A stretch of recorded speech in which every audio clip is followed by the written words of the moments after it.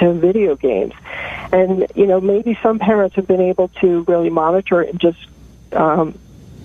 make sure that they're not overdoing it. But they mostly are. But we're going to take a little break here, so hold on to that thought, Susan. And listeners, you are listening to Herbally Yours on the voice of Nassau Community College, 90.3 WHPC. Listen live or online at ncc.edu/WHPC or, excitingly, on iHeartRadio, anywhere. For more information on today's guest or topic, email WHPC@ncc.edu. Stay tuned. Herbally Yours will be right back.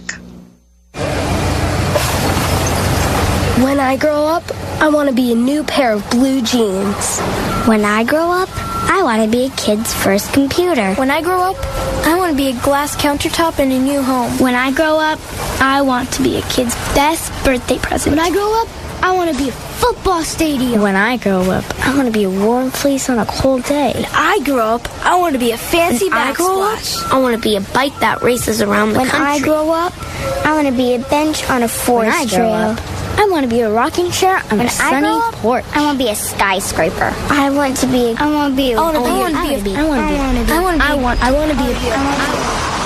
When I grow up, I don't want to be a piece of garbage. And if you recycle me, I won't be. Give your garbage another life. Recycle. Learn how at iwanttoberecycled.org. A public service advertisement brought to you by Keep America Beautiful and the Ad Council.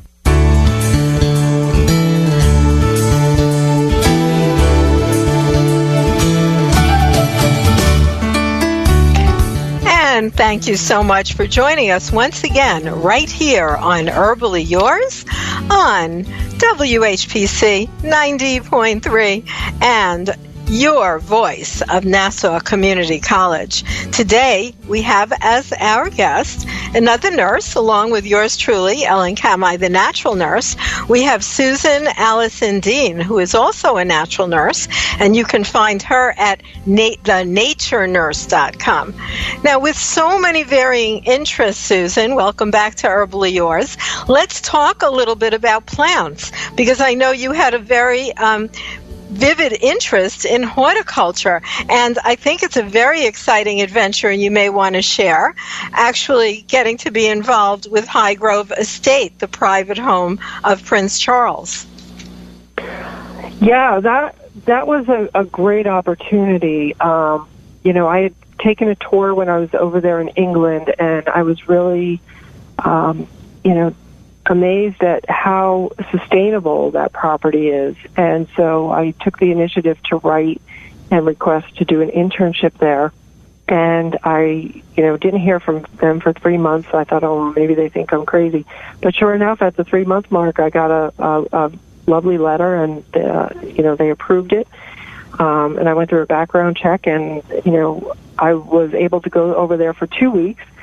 And it was terrific because every day I rotated through a different part of the garden. So there is the vegetable garden, there is, the fruit tree garden, there's a chicken coop, there's the composting. Everything is done. Even the home, they've used very little or no chemicals because all the water goes to a sewage pond and is recycled that way. They have their own cattle there. There's even a sanctuary that has been blessed, I believe, by the Dalai Lama. So it was really a great experience to see that someone, and as you may well know, Prince Charles is huge into the environment and sustainability. He wrote a book called Harmony. And I think one of the things, we hear so much about nature and the environment and climate change, and he has been one of the few people that's not afraid to talk about the big elephant in the room, which is our global population explosion. We are just, as humans, rapidly replicating ourselves.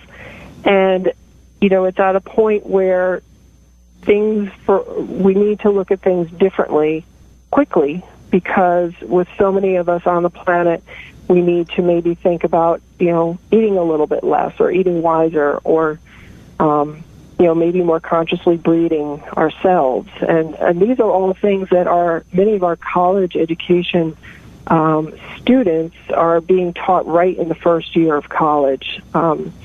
So being able to look at nature and how we can grow our own food, even if it's a little bit in our backyard, is a great initiative. And, being around plants and flowers and how healing it is. And, that led me, one of my passions was creating beautiful container gardens. And one of my first business was actually doing that with the intent to have the flowers bring light into people's lives. And I didn't even have to advertise. I just literally brought flowers into my shop, planted some around town, and the business just came. So obviously, I think when we're in sync with what the universe wants us to do, that flow just seems to happen. And it was really magical to see how other people experience healing and wellness that I also learned through experience myself. Well, that was wonderful because, the whole aspect of horticulture is so linked into natural medicine because we use botanicals, both for elevating the spirit, for using internally and topically as food and medicine. And of course, you have a specialty in aromatherapy. So why don't you share a little bit about the importance of aromatherapy in healing? Yes, well, thank you. I just got certified this December, last month, so I'm really excited. It was a year-long process. It was a lot more in-depth than I thought it would be, a lot of chemistry, but really fascinating and humbling. For example, 1 drop of essential oil, we were taught, is equivalent to 100 bags of the same herbal tea. So it does not take a lot of these amount of this essential oils to make a difference in us. And I think that we need to be very aware of that and cautious at the same time, because a lot of what, the public is using a lot of oils, and I'm not so sure that the education is in place that needs to be, so that they can be used safely and effectively, and from my perspective, ethically, because it takes a huge amount of plant material to make 1 bottle of essential oil. So it's not something that I think we can just use recklessly. We really need to be mindful with it. And I think it's really exciting, even though the FDA hasn't approved the oils for certain clinical uses yet, because the type of research and amount of research that they need to give something the go-ahead, the green light to say that it can be used for a clinical situation is not there yet. However, there are studies slowly building that are exciting, that we may have opportunities to use these oils in hospitals for actual clinical situations. And slowly we're starting to see some universities do some studies with that, and that's an interest that I have, that I may reach out to some local universities and see if they're interested in doing some collaborative research. So it's an exciting time. Well, that's interesting what you're saying about aromatherapy, because of all the natural therapies, and there are so many that are excellent, it seems to me that aromatherapy has been making inroads into what is called integrative areas of certain hospitals. But they're not using them, let's say, therapeutically for a disease condition, but more on a stress reduction level. Even Dr. Oz introduced music and aromatherapy in his operating room many years ago. Yes, I have to credit Dr. Oz, because he has, from what I understand, I have never personally met him, but you may remember Terry House. She was the ostomy nurse at Columbia, and I remember way back when before any of us knew Dr. Oz or heard of him, he wasn't out in the arena, but I remember her talking about this cardiac surgeon at Columbia who was so open-minded. And, he would tell his patients about this complementary therapies. He was very into all that. And one of the jokes was actually one of the patients complained because they got a bill for one of the complementary therapies, and they said, well, we thought it was complimentary. Oh, complimentary meaning free, yeah. Yes. But yes, no, it's, we need to, as healthcare professionals, come all together on this. And I think our different areas, I know you partner with a naturopathic doctor, which is awesome. And I would love to see us partner with, I'd love to see us partner with wound care doctors, because these oils may be able to help us with that.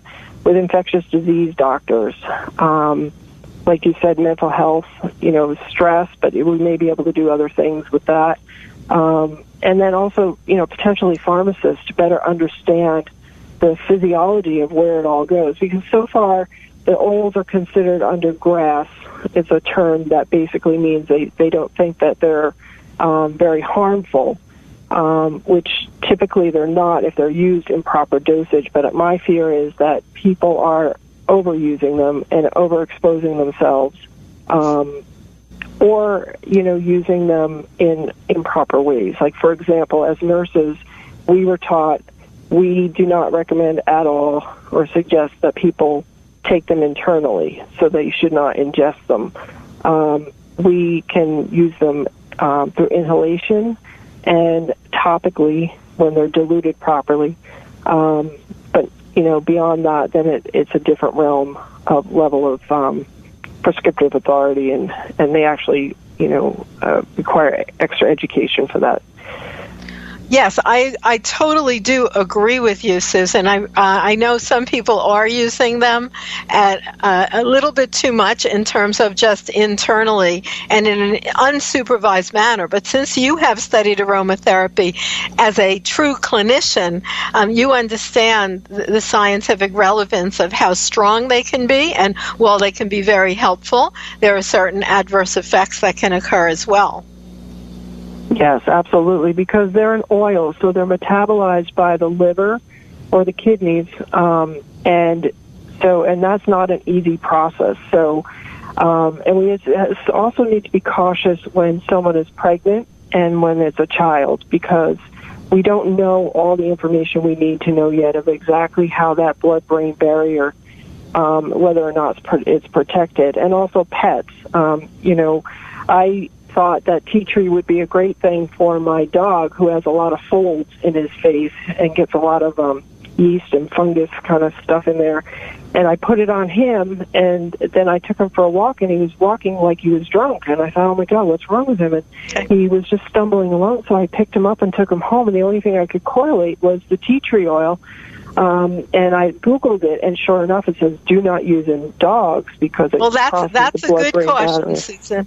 So we're going to bring this show to a close. Thank you so much for sharing about water, about plants, about aromatherapy, about your work in natural nursing for so many years. And listeners, I want to thank you also for being part of Herbally Yours right now. And as always, I'd like to remind you that you have been listening to Herbally Yours, produced in the studios of 90.3 WHPC, Nassau Community College, Garden City, New York. For further information, email us at whpc@ncc.edu. And I'd like to remind you that this is your host, Ellen Kamhi, at naturalnurse.com, inviting you to join us next week for another edition of Herbally Yours. Until then, stay healthy.